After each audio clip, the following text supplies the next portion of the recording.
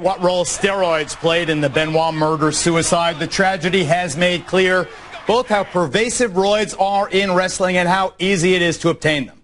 Senior producer Craig Rivera spoke to crusading Albany County, New York District Attorney Daniel Soares about his nationwide investigation into the companies who peddled the poison on the internet to people just like Chris Benoit.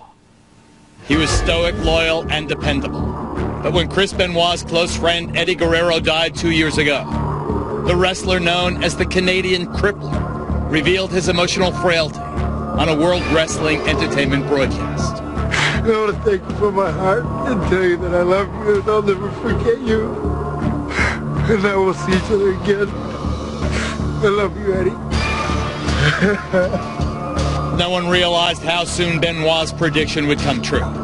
Then last Saturday, June 23rd, he failed to show up for a big pay-per-view match in Texas. It was completely out of character for the muscle-bound man with a solid work ethic. At the time, Benoit told friends in the wrestling business that his wife and 7-year-old son were sick from food poisoning and were vomiting blood. But the former WWE champion sounded groggy, even unstable. The day before, Benoit had apparently bound, crushed, and strangled his wife Nancy, herself a former wrestling personality once known as Woman.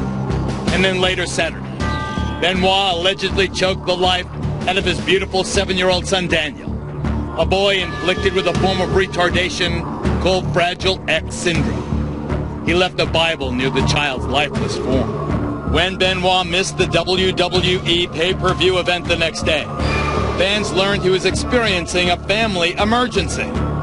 This apparently led to the mysterious Wikipedia entry stating that Nancy Benoit had passed away.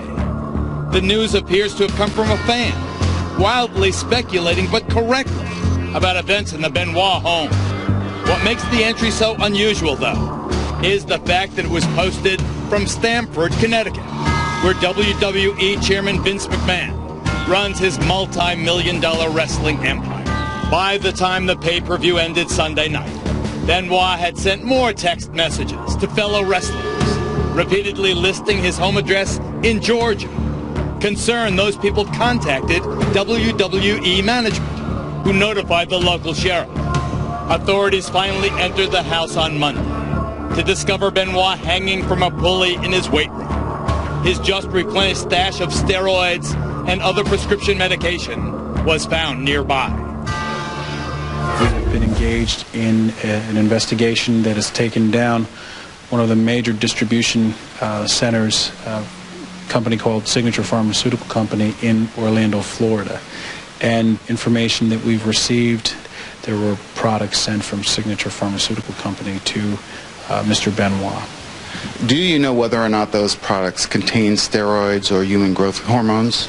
I cannot say at this point what was contained within those packages, but the people whose names have appeared on our list were in fact receiving human growth hormones and steroids. From Signature. From Signature. This is a company that makes how much per year? This is a company that started out between $400,000 and $500,000 a year gross, that is now earning anywhere between $30 to $40 million. Well, $30 to $40 million? $million previous to our taking them down.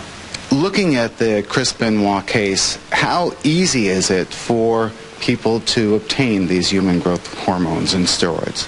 Well, one of the reasons we went after this case and went after this company as aggressively as we did is because the anonymity that is provided in the internet, how readily accessible these drugs and these harmful products were to people, so it was important for us to take them down.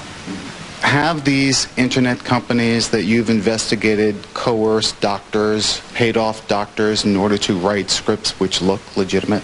There are bidding wars that actually go on. Our undercover investigator who was posing as a physician on the internet, he was offered up to $7,000 per week just to write out prescriptions without ever lifting a finger or conducting a single solitary medical examination.